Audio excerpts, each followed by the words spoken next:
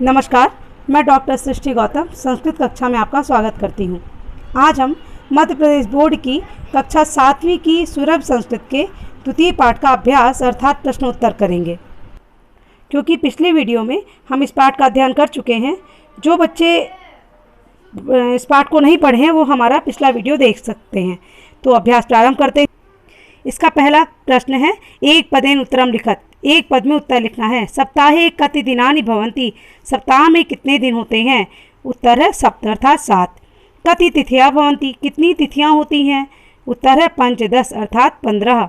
सूर्य कस्याम दिशि उदेति। सूर्य किस दिशा में उगता है? पूर्वश्याम अर्थात पूर्व दिशा में। वर्षे कति मासा भवन्ति। वर्ष में कितने महीने होते हैं? 12 अर्थात 12। चैत्र वैशाख्यो कह ऋतु भवति। चैत और बैसाख महीने में कौन सी ऋतु होती है? उत्तर है बसंतः अर्थात बसंत।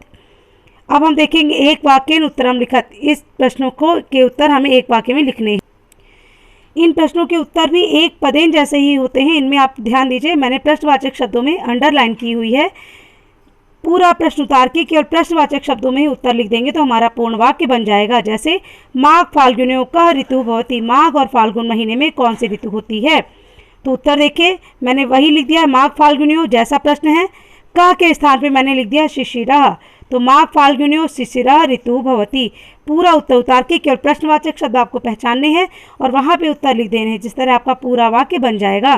दूसरा प्रश्न है, चंद्रा कदा पूर्णताम प्राप्नोति।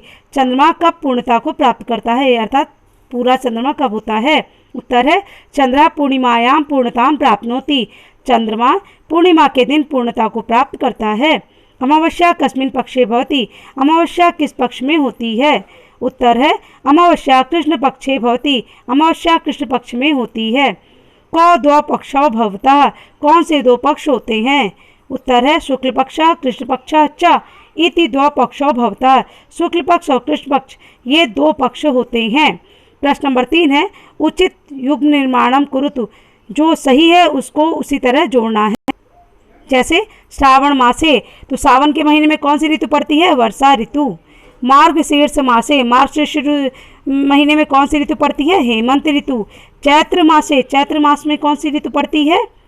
तो आप देखेंगे वसंत ऋतु। आषाढ़ मासे, तो आषाढ़ मास में कौन सी ऋतु पड़ती है? ग्रीष्म ऋतु। फाल्गुन मासे शिशिर ऋतु। कार्तिक मासे शरद ऋतु। इस प्रकार महीनों को ऋतुओं से जोड़ना है।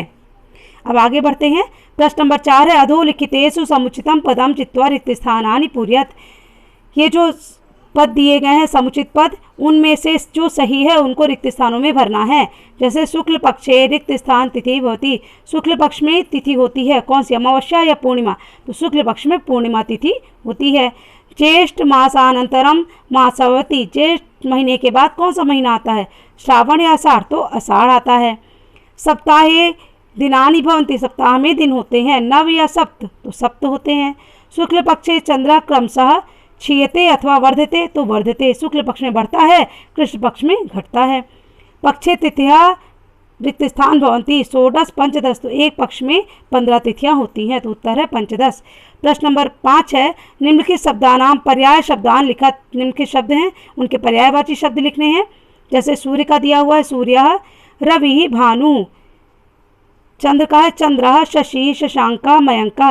मैंने एक एक शब्द एक्स्ट्रा दे दिए हैं ताकि आपको याद करने में आसानी हो। अगर ये ना याद हो तो आपको अगला शब्द याद रहे। दूसरा पृथ्वी। पृथ्वी को कहते हैं धरा, धरणी, अचला। वासरः, वासरः अर्थात दिन।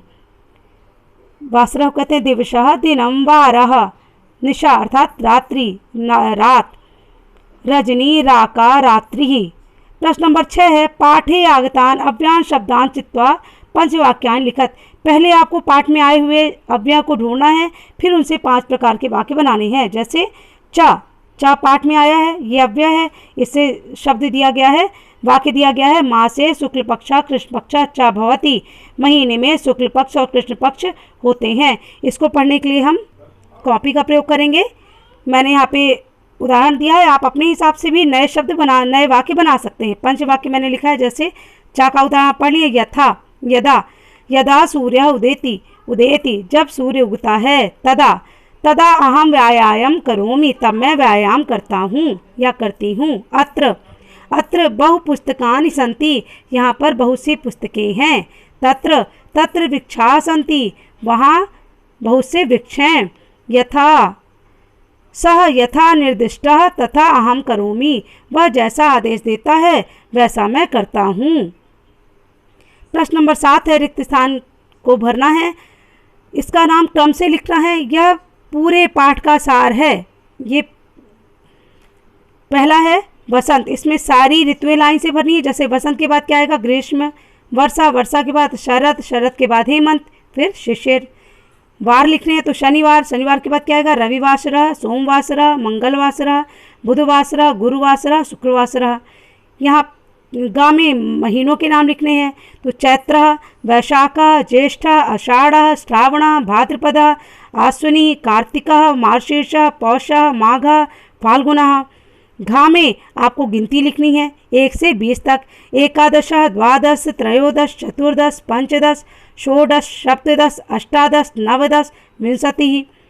5वें में लिखना है आपको तिथियां। तो पहली तिथि है प्रतिपदा, द्वितीया, तृतीया, चतुर्थी, पंचमी, षष्ठी, सप्तमी, अष्टमी, नवमी, दसवीं, एकादशी, द्वादशी, त्रयोदशी, चतुर्दशी और अमावस्या। इस तरह आपका ये पाठ पूर्ण होता है। जहाँ पर आपको कोई किसी प्रकार की कठिनाई हो तो आप हमें कमेंट करके बताएं, हम आपकी कठिनाई को दूर करने का पूरा प्रयास करेंगे। अगर आपको यह वीडियो पसंद आया हो तो प्लीज़ लाइक करें, शेयर करें और मेरे चैनल को सब्सक्राइब करें। धन्यवाद।